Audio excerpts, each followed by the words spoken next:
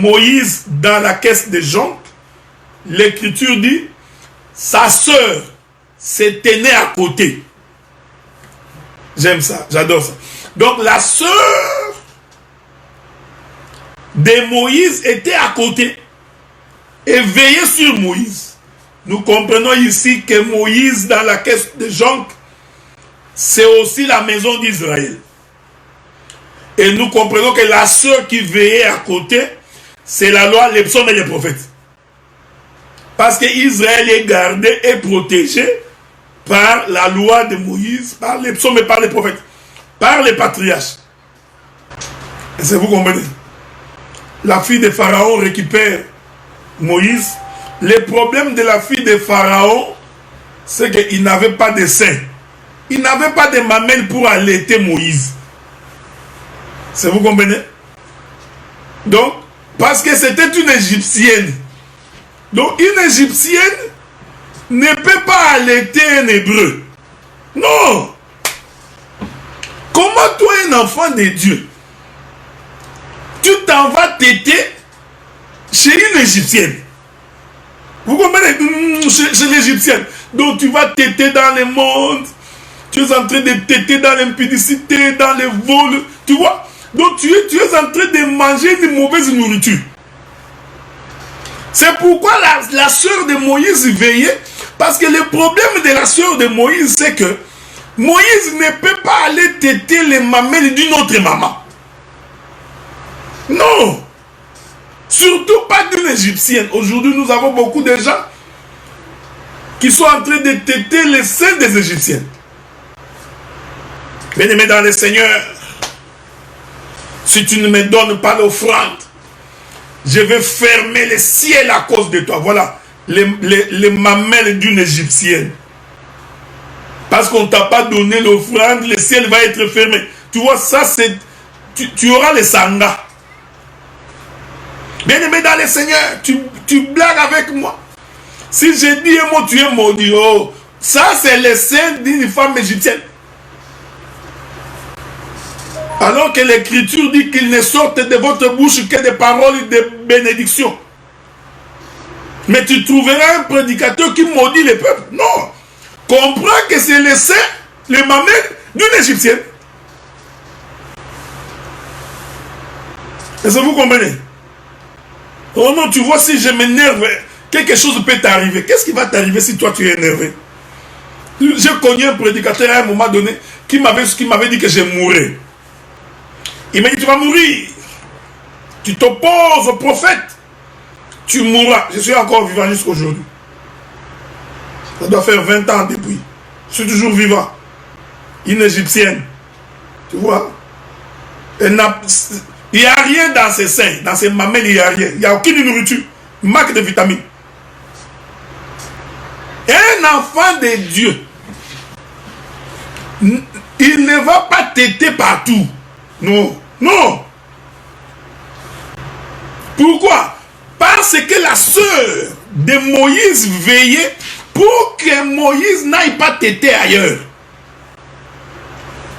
Donc nous comprenons que l'enseignement doit apprendre à ne pas aller téter ailleurs. Nous avons déjà comme ça. Un prophète est sorti. Ces jours-ci, il y a un grand prophète. Il fait sortir l'argent dans les poches des gens. Tu cours. Voilà, n'importe quelle ceinture, tu ne fais que téter. Toi, tu ne peux pas distinguer les goûts. La langue est faite pour distinguer les goûts. La langue. C'est la langue qui distingue. Non, non, non, non, non, non. Ça, c'est pas les seins de ma mère. Tous les féticheurs, tous les marabouts sont transformés en prophètes. Vous savez, j'ai suivi une émission il n'y a pas longtemps ici dans la maison.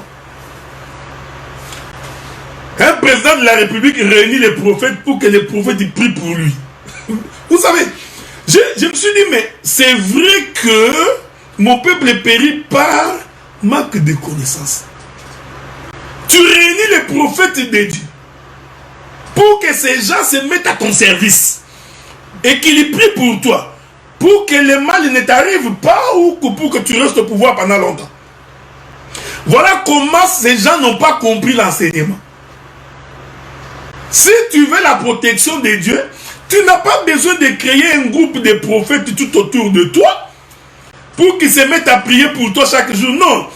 Il suffit seulement que tu te répandes. Que toi, président, tu crois en Dieu. Que tu marches en respectant la voix de Dieu. Dieu te protégera. Donc ces prophètes-là devaient dire à ces présidents-là: crains le Seigneur. Respecte la parole de Dieu. Commence à respecter la voix de Dieu. Dieu te protégera. Mais vous voyez, donc les prophètes sont devenus comme des féticheurs. Un groupe de féticheurs. Que moi j'appelle des voleurs de cupides. Parce qu'en fait, ils sont à la recherche de l'argent. Oh non, à la présidence, il y a une chapelle.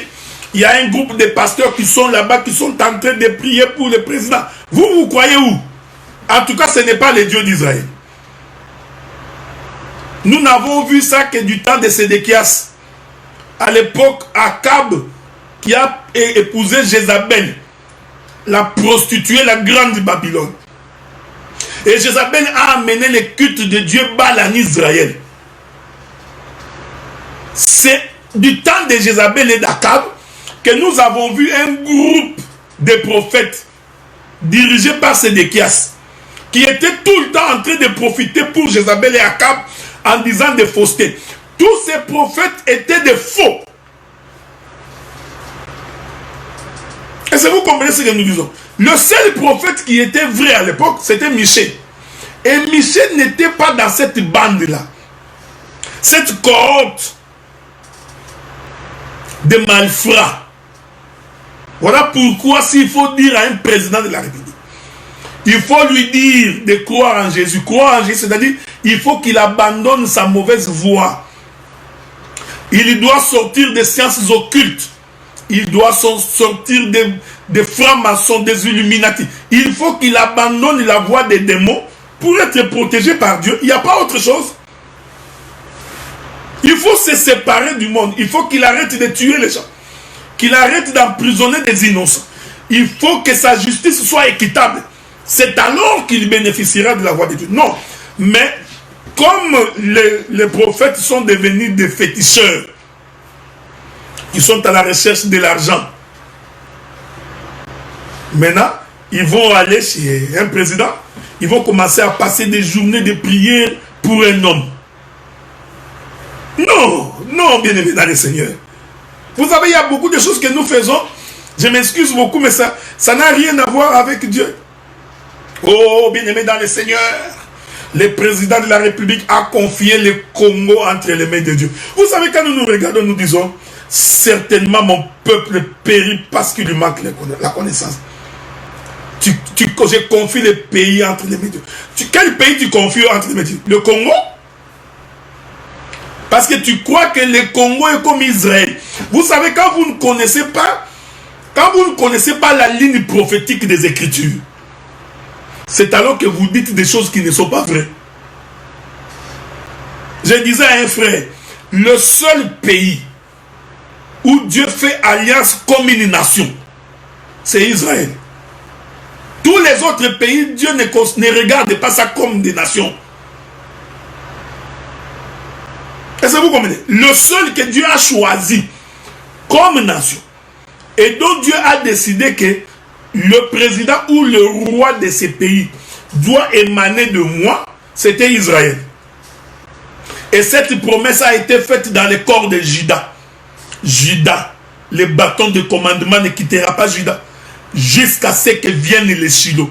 C'est pourquoi en Israël, tout roi, selon la volonté de Dieu, devait sortir de la tribu de Juda.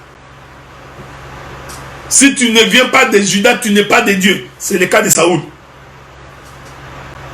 Mais les nations de la terre, Dieu ne traite pas avec vous comme des nations. Non, Dieu ne connaît pas le Congo, il ne connaît pas le Rwanda, le Burundi. Ça, c'est la délimitation des humains. Dieu ne connaît pas ça. D'ailleurs, nous avons le même peuple au Congo, le même peuple au Rwanda, les mêmes au Congo, les mêmes au Burundi, les mêmes peuples ici en Zambie, les mêmes en Angola. Vous parlez de quoi? Est-ce que vous comprenez? Dieu nous a appelés à prêcher la repentance. C'est tout. Si tu as l'occasion de voir un président, dis-lui qu'il doit se repentir, suivre la voie du chemin. C'est alors qu'il bénéficiera de la protection de Dieu. Il n'y a rien d'autre. Mais qu'il ne nous prenne pas pour ses serviteurs, pour que nous commençons à nous mettre à genoux, prier tout le temps pour lui. Non, nous les ministres, nous avons mission de prier pour l'église, frère. Dieu nous a établis pour l'église. Je n'ai jamais été établi ministre pour un président, non. Dieu nous a établis pour l'église. C'est ce que la Bible dit. Le ministère a été donné pour l'édification du corps de Christ. Non, non pas pour un président. Mais c'est seulement à l'époque de Sédéchias que nous voyons cette cohorte de faux prophètes qui font croire au roi qu'ils vont protéger le roi contre la colère de Dieu ou contre les mauvais sorts. Maintenant, le roi est en train de... Souvenez-vous de Balaam. Je vais dire un mot là-dessus. Souvenez-vous de Balaam. La Bible dit qu'Israël est sorti de l'Égypte. Le peuple de Dieu. Délivré par sa main. Il est en train de vaincre pays par pays, territoire par territoire.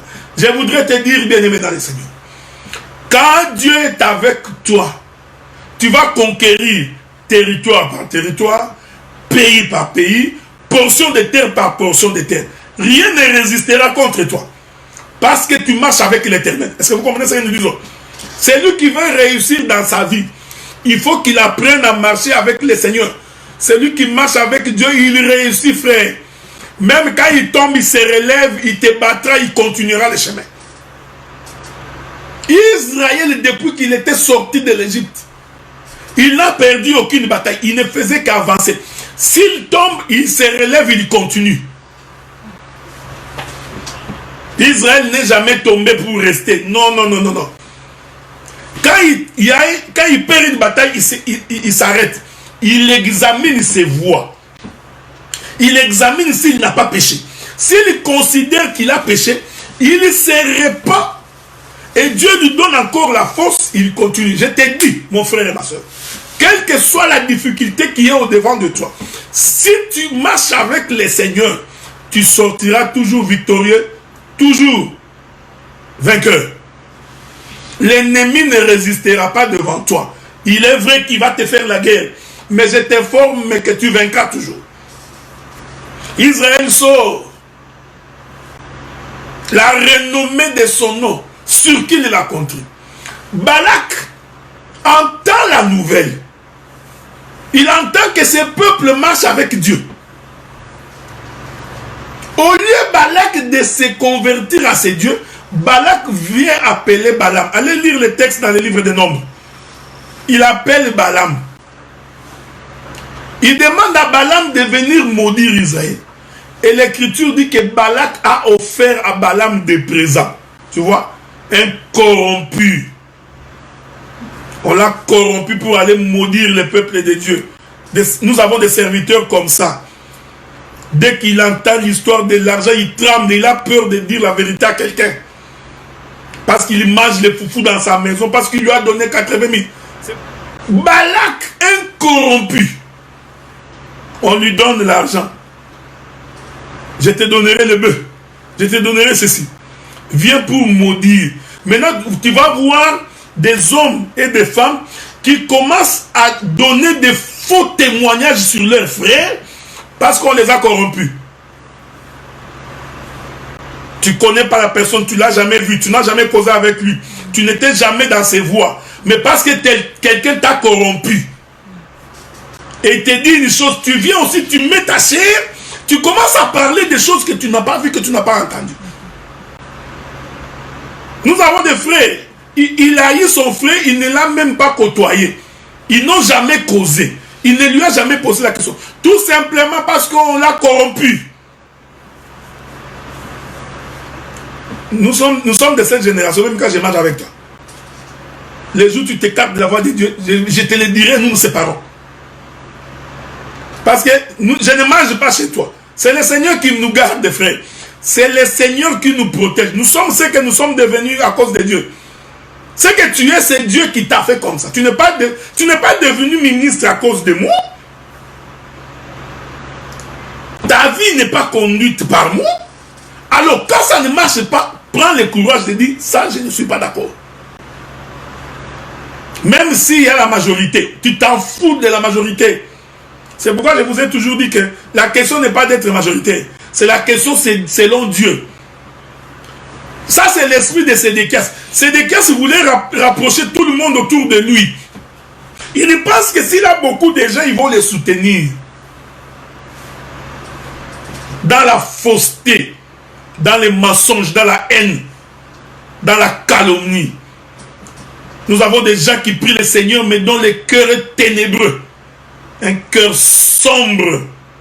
Il a la haine pour son frère au point il peut l'empoisonner. Qui pouvait imaginer que des hommes qui prient Dieu se donnent des poisons mutuellement comme si c'était des pains chauds qui sortaient d'une boulangerie?